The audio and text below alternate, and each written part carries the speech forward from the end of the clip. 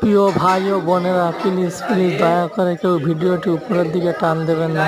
দেখুন ভাই, দেখুন মাদ্রাসার জিন্দেগি কতই না কষ্টের জিন্দেগি।